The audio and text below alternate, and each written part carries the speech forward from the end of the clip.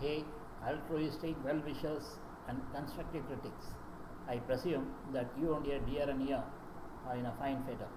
It's Professor Suresh, delighted to be back for my 38th video in pipeline for publication on YouTube today, 3rd of July 2020. Topic for discussion today is phobias and anxiety disorders, causes, symptoms and rehabilitation. The word phobia comes from the Greek phobos, meaning aversion, fear or morbid fear. The regular system for naming specific phobias to use prefix based on a Greek word for the object of the fear plus the prefix phobia. However, there are many phobias irregularly named with the Latin prefixes such as apiphobia instead of melissophobia, fear of bees, or aviphobia instead of ornithophobia, fear of birds. Creating these terms something is of a word game.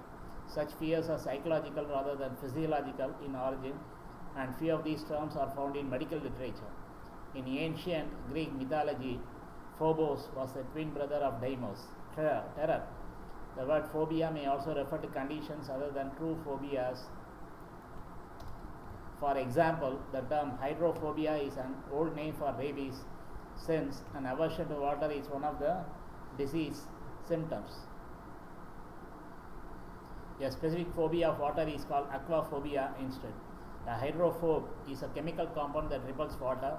Similarly, the term photophobia usually refers to a physical complaint, aversion of light due to inflamed eyes or excessively dilated pupils, rather than an irrational fear of light. A number of terms with the suffix phobia are used non-clinically to imply irrational fear or hatred. Examples include chemophobia, negative attitudes and mistrust towards chemistry and synthetic chemicals; xenophobia, fear of dislike of strangers or the unknown, sometimes used to describe nationalistic political beliefs and movements. Example, enmity between nations like China and India, currently rechristening COVID-19 as China virus. Homophobia, negative attitudes and feelings towards homosexuality or people who are identified or perceived as being lesbian, gay, bisexual or transgender, LGBT shortly. Islamophobia, fear of anything Islamic. Recently in India there was Islamophobia because of the spread of COVID-19 attributed to the Islamic religious meets held in March 2020 by Tablighi Jamaats, shortly TJs. Usually these kinds of phobias are described as fear, dislike, disapproval, prejudice, hatred, discrimination or hostility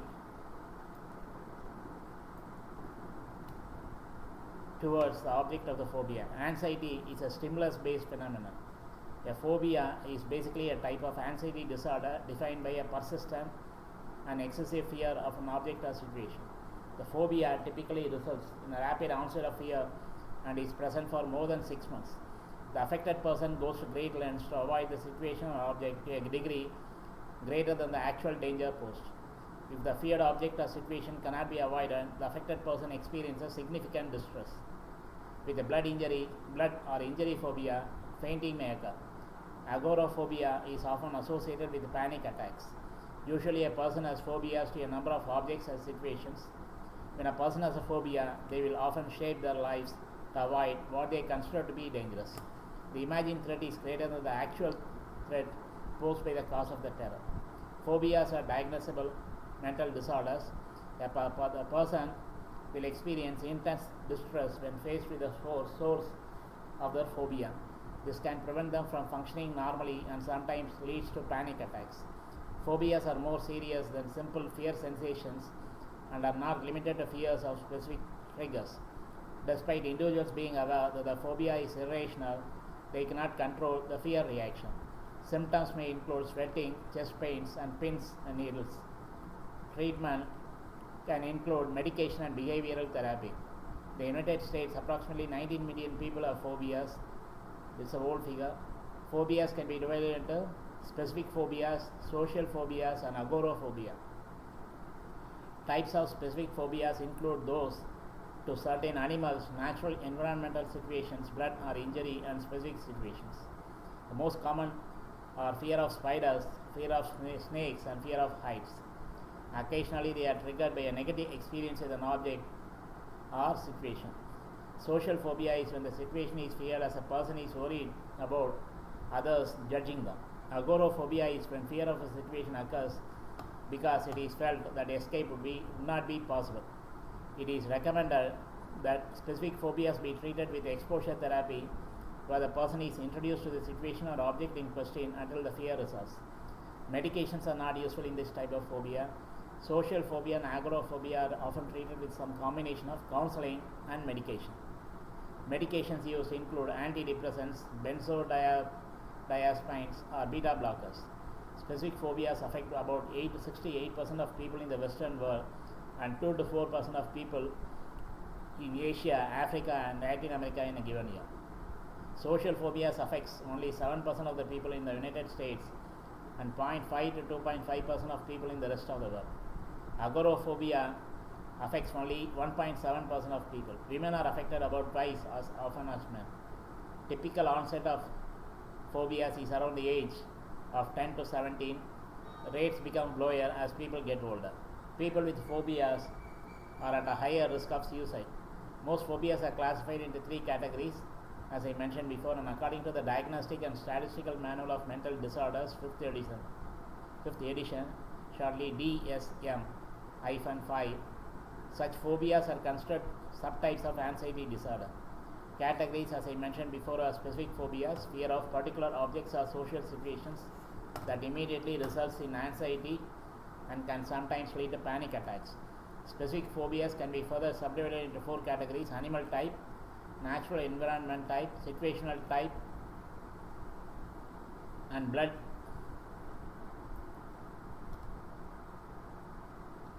injection injury type. Agoraphobia, a generalized fear of leaving home or a small familiar safe area and of possible panic attacks that might follow.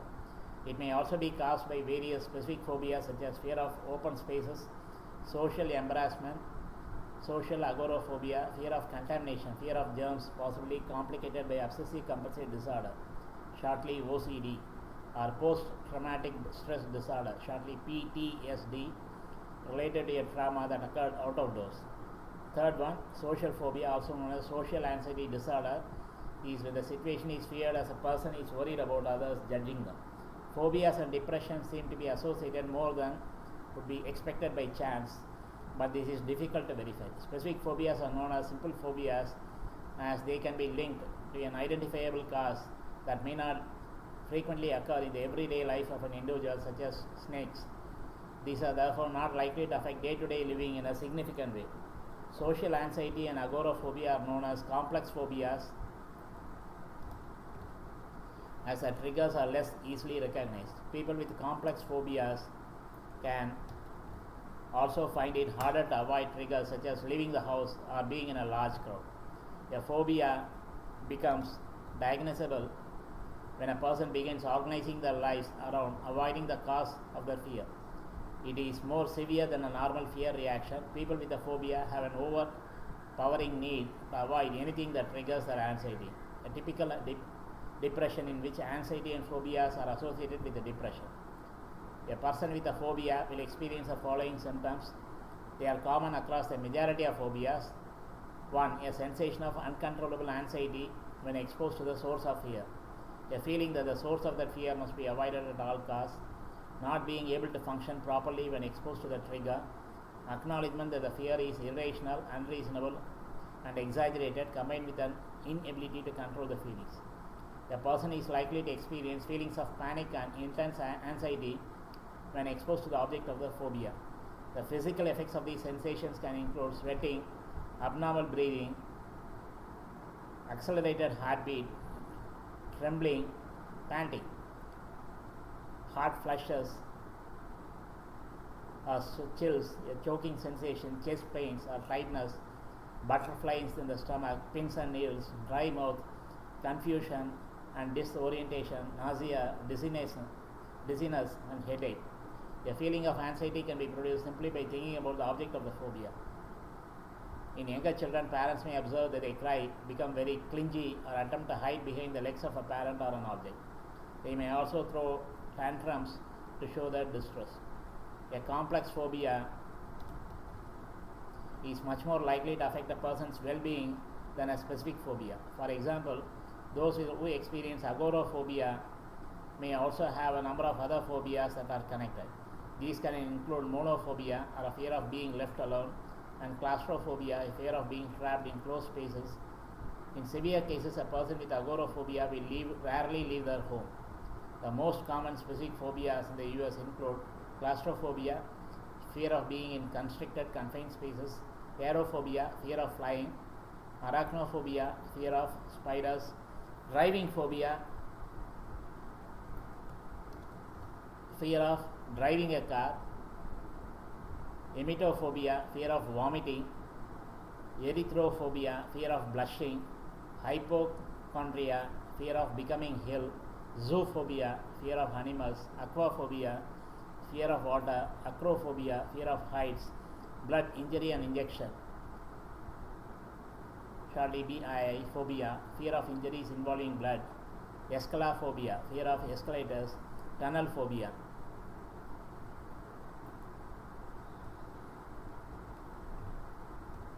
Fear of tunnels.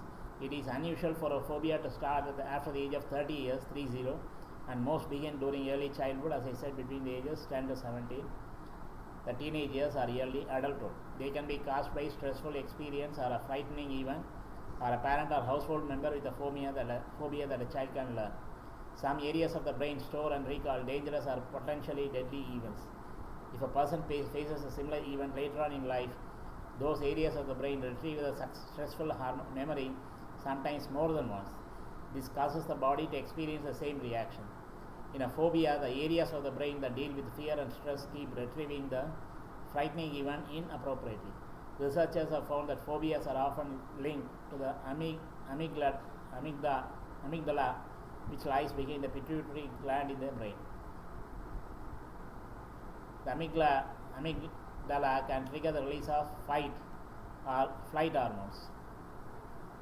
These put the body and mind in a highly alert and stressed states. Clinically, patients' phobias are sometimes missed since they are not always the presenting problems. On the other hand, psychometry testing may suggest the presence of various fears without being able to delineate specific clinical entities. Phobias vary in severity among individuals. Some individuals can simply avoid the subject of the fear and suffer relatively mild anxiety over the fear. Others suffer full-fledged panic attacks with all the associated disabling symptoms. Most individuals understand that they are suffering from an irrational fear but are powerless to override their panic reaction. These individuals often report dizziness, loss of bladder or bowel control, tachypnea, feelings of pain, and shortness of breath. Much of the progress in understanding the acquisition of fear responses in phobias can be attributed to classical condition. It's called Pavlovian model. When an aversive stimulus and a neutral one are paired together, for instance, when an electric shock is given in a specific room, the subject can start to fear not only the shock but the room as well. It's all associated. In behavioral terms, this is conditioned as a conditioned stimulus, shortly CS, the room that is paired with an aversive unconditioned stimulus. UCS, the shock, which leads to conditioned response, CR, fear for the room. So basically, the conditioned stimulus adds to the unconditioned stimulus, which leads to the conditioned response. UCS plus UCS is equal to CR as a mathematical formula. How many of you are good in mathematics? For instance, in case of fear of heights, acrophobia, the CS is heights, which has a balcony, such as a balcony on the top floors of a high-rise building. The UCS originates from an aversive or traumatizing event in the person's life, such as almost falling down from a great height. The original fear of almost falling down is associated with being in a high place, leading to the fear of heights.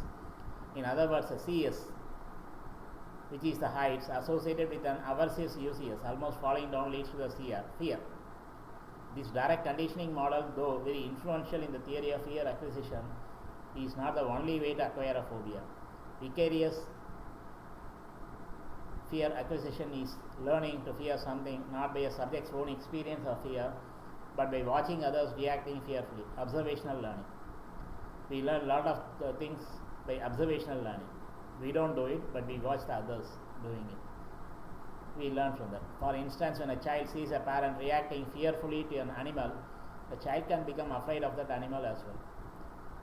Through observational learning, humans can learn to fear potentially dangerous objects, a reaction also observed in other primates.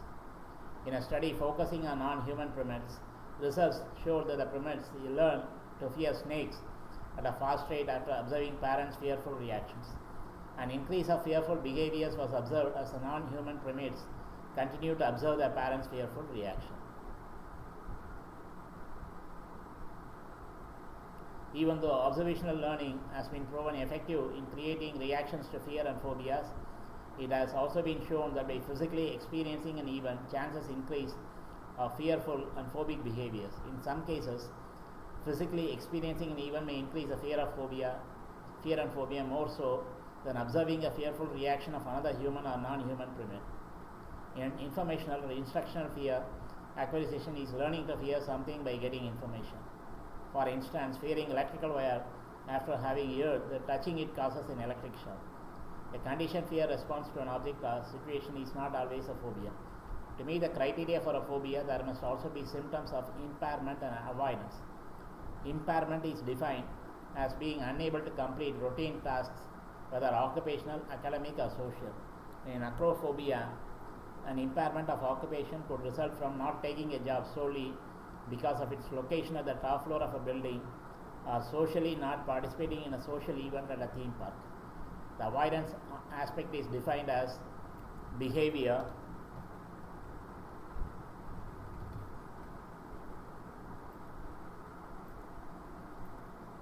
that results in the omission of an aversive event that would otherwise occur, with the goal of preventing anxiety. It is recommended that the terms distress and impairment take into account the context of the person's environment during diagnosis. There are various methods to treat phobias.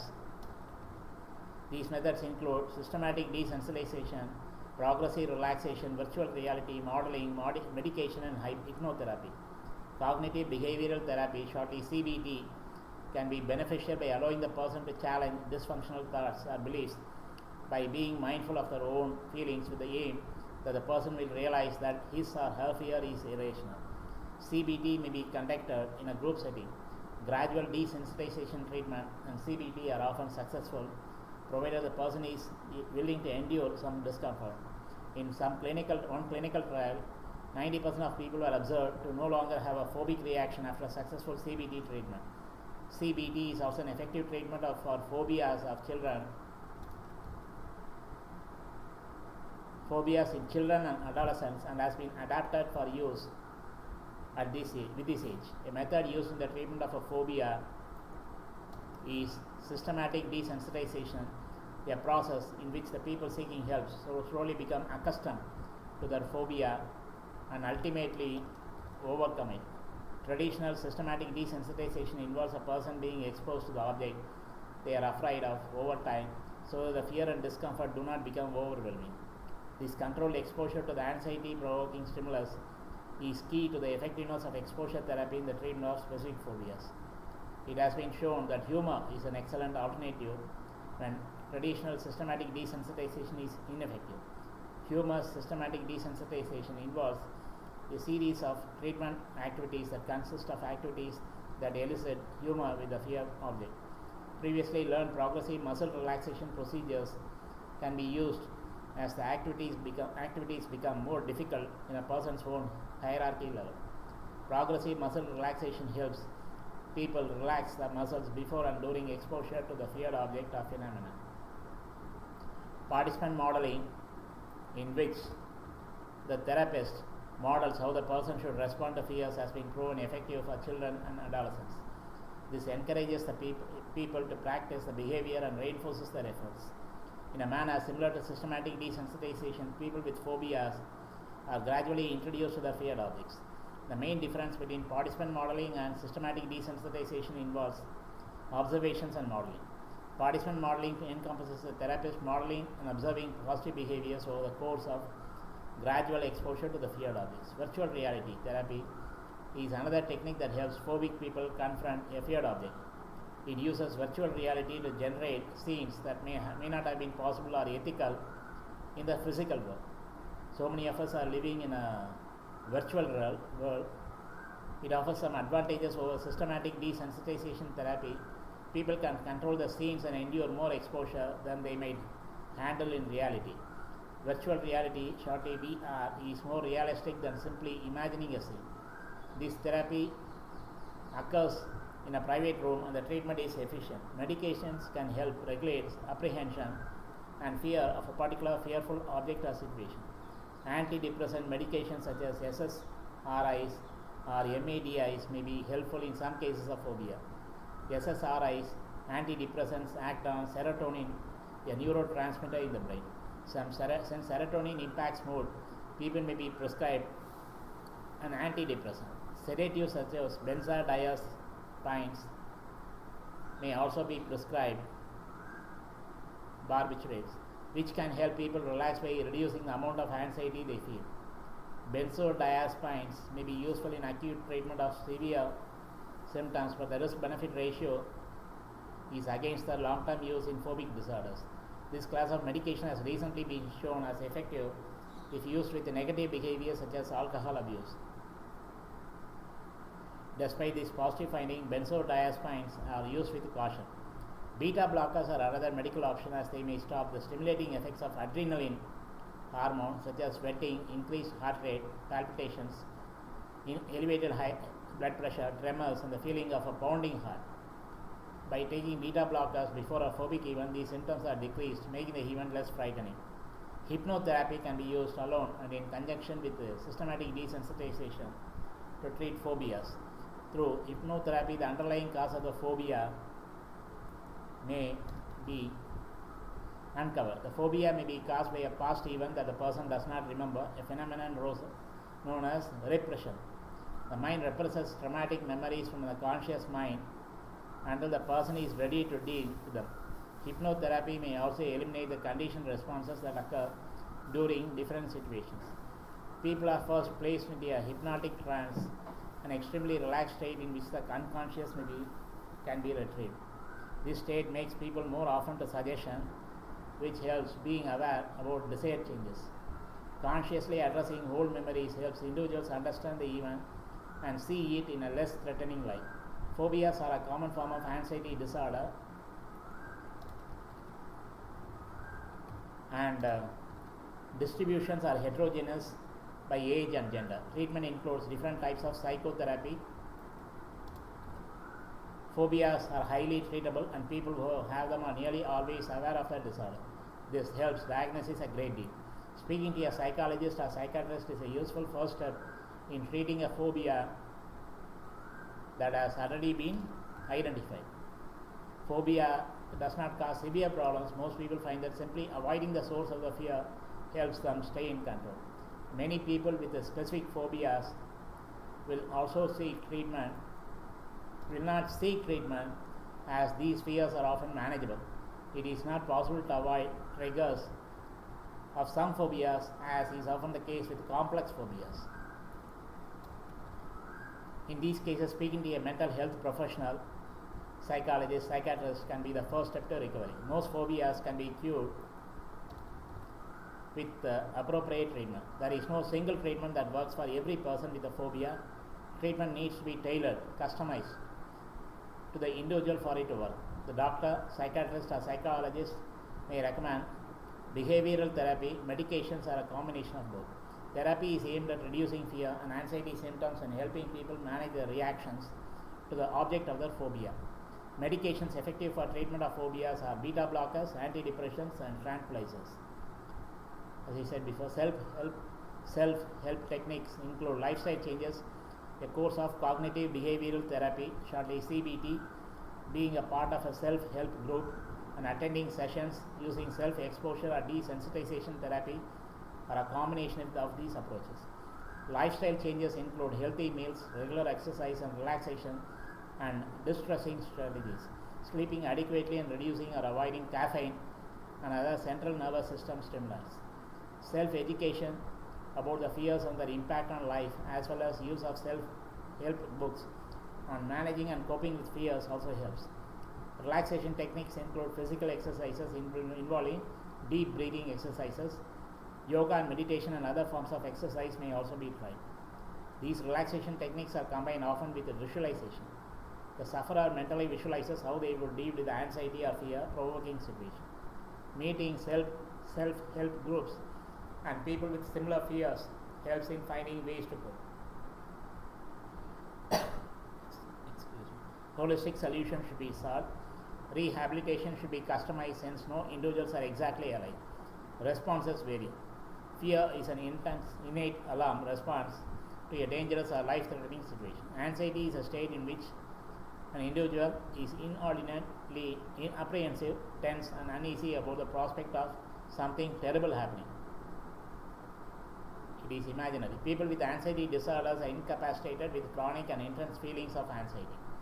Phobia, as I said before, is a fear of a specific object. Post-traumatic stress disorder, PTSD, numbing fear after experiencing a specific trauma. Panic anxiety that occurs suddenly.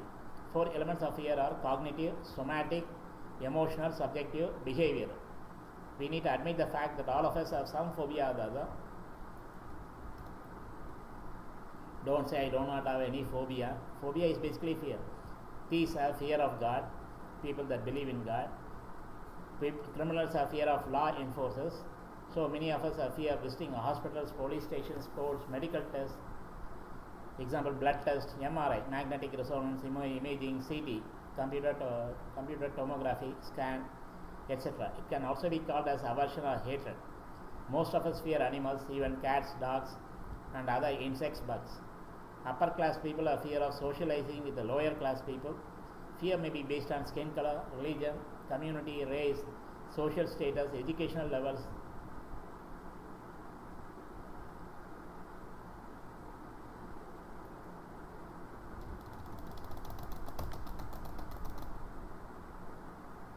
Respect for authority, power, gender, sentiments. Example, 7 is lucky, 13 is unlucky. Committed sins, especially criminal acts.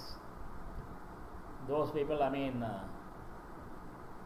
fear ghost and all that. Guilt, conscience, death of a close relative, work related. Example, people cleaning sewers, selling rotten food, lack of cleanliness, manners. Example, eating with the left hand in countries like India, since left hand is quite commonly used in restrooms for cleaning the bottom after ablution. Fear of contamination infections like COVID-19 since it is highly contagious, etc. Okay, debates, discussion on topics like this can go on forever. Anyhow, let me call it a day. We'll meet again real soon. Rest in peace and harmony. Always watch these videos with closed caption, subtitles for absolute 100% comprehension as per my persistent recommendation. I know I rushed through to complete the presentation within 20 minutes max. This is the time limit I had set myself to retain the viewer's attention as a norm. Self-norm. I know nowadays I exceed this time limit since I make honest attempts to cover the selected topic more elaborately, including so many intricate fine details, referring a wide variety of sources, in particular Wikipedia, extensively, besides articles and books published recently. Besides, I add my own salt and pepper masala based on my personal experience in my life so far and intuition. Stay at home as much as possible to maintain social distancing, attributed to pandemic novel COVID-19 and prolong your lifespan. Lead a healthy life. God alone can put a stop to natural, unnatural events like pandemics. It can be bio-war and even cyber war that may lead to apocalypse and extinction of all sentient species of earth on earth. All the best.